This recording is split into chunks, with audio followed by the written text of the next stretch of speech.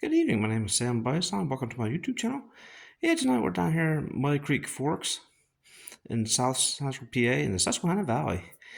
Yeah, tonight I had a little bit of time to get down here, and just going through. I generally go through the tools, track tools, and all the tools that we have on our tool car. And in the spring of the year, I go through and inspect everything. And that's one thing about tools. When it comes to any kind of tool, you always want to do inspections on tools. Don't matter what project you're using, just take time to do it because a lot of these tools get used and abused, and people just don't know how to use them. And as funny as that sounds, that's how injuries get to happen real quick. Like if you have a tool that's bent or not sharp. Um, Now that's one thing with these tools here, being railroad wise.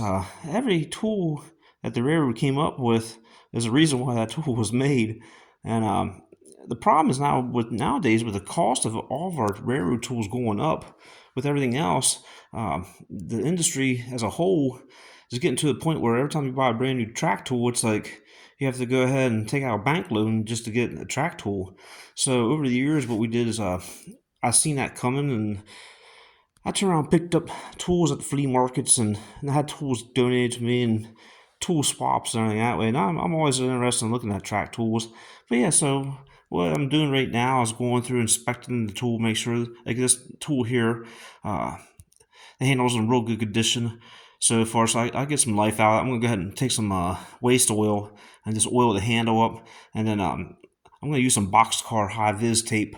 And right now I've been using Hunter Green because most of these tools came from the factory painted green. Um, towards the over the years, they went ahead and went to safety yellow and then back to green. So every time I see them, it's always a different color when you buy these tools. But most of the time, they were always a Hunter Green. So I got old Hunter Green, and believe it or not, the paint can I'm painting out, I think it says Kmart on of all things on the little sticker. So that's how old the paint is. But yeah, it's been drying. But yeah, so in the inspection of the tools, and I'll just go through some of these tools here. This is actually a pin punch for punching a drift pin backwards, and it's a square end on this end, and the striking end is right here. So really, I should go ahead and get a little rubber chip guard to put on it. So I'll order them, put chip guards on it, and it has a little wooden insert, and you can see the little wooden insert right there. That's a piece of wood that's in there, and so when you get a drift pin stuck in the railroad joint bar, you go ahead and you buck up against that drift pin, and then you go ahead and strike the opposite end to drive the drift pin out, and it doesn't bend the drift pin. So that's what that tool does there. And this is a speed wrench, and so as everybody knows, the railroads were still using square nuts yet, of all things. Uh, yeah, we're still using them yet, and so this is actually a square jaw, and this is a speed wrench. So you think all these different companies that that are out there making wrenches that use for mechanic to do mechanical work, call a speed wrench. Well, this is a railroad speed track wrench. Now, some railroads, the class ones, outlawed them. They don't want the guys using them because what happens is they start using them, and the first thing they do is they get He-Man on the wrench, and they actually distort this end here. And when they distort it, it won't fill in the nut correctly, and it gets sloppy in here, or it breaks right here. So that is a tool that you won't see on the Class One railroad, but short lines, contractors, we still use them yet. In a pinch, I'll carry that with my high rail truck because I'll bust it out real quick and use it. Hey, it works. So inspection. So I'll make sure this jaw isn't stripped out. Make sure it has little teeth in here. Make sure they still grab yet. And then this is actually a timber tongue, a one-man timber tongue. So some people, when you go to antique malls or flea markets, there's a difference between ice tongues and railroad tie tongues, and this is a railroad tie tongue, one man. So obviously left hand, right hand to hold it, and then you got to make sure that these teeth down here are factory made. A lot of guys tried resharpen them, and I have done that over the years too. And I realized that you got to make sure you get that correct. And as you can see, it's on an angle, and you want to make sure you get that point correct, because even though you get a straight on, you can actually slip off and go fall backwards when you're trying to drag a railroad tie around. And then we have two bars over here, and these two bars over here I'm painting up with a Hunter Green. So the first one here is actually a tamping bar.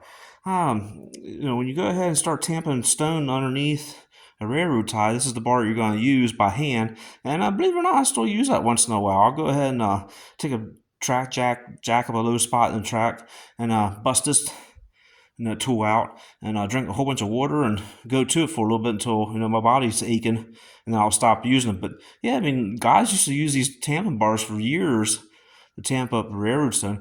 And then this bar here is what you call a railroad nip tie bar. So it's for nipping ends of railroad ties when you're spiking. And generally, guys use these for new builds.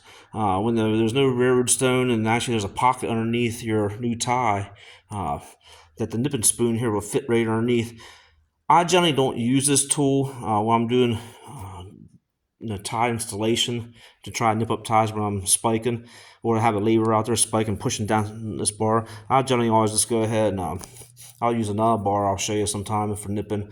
But yeah, so it has this little bit of a chisel end right here, and some guys actually refer to it as a swooping spoon, and I have a genuine swooping spoon over here, and I'll go over it. But yeah, so some of these tools here have railroad markings on. I generally go ahead and I pick them out immediately, and I make a trade with guys that want the railroad tools. And believe it or not, when the railroads actually purchased the tools, they actually had stampings in. And then towards the 90s and 2000s, you would actually see replica stamp marks on some of these tools, and they did it wrong. How it's supposed to be done is the tool is glowing orange at the mill we're making the tool at, and then they heat stamp it with a Gothic stamp with whatever railroad company that they wanted on it. They don't do that anymore. Those days are over with. But I've seen guys try to replicate that, and what they do is they actually stamp it cold, and it doesn't emboss into the steel deep enough. So like I said, this is the process of going through inspecting tools, and like I said, I'll go through the spring here and down here at Muddy Creek Forks. So I'll do it Middletown, Homelstown, and also up the Gettysburg Railroad, and go through and inspect them. And like I said, I'll go through and make sure they're just tight and right, because it's so expensive to buy these tools. Everybody thinks they got railroad tools. They think they got a gold mine. Well, believe it or not, people like me, I just go around, gather up these tools, and I know what I'm looking for, and go from there. All right, I just figured I'd just do a short video on some track tools, and I want to thank everybody for watching my YouTube channel. We'll see you on the next go around. Thanks for watching.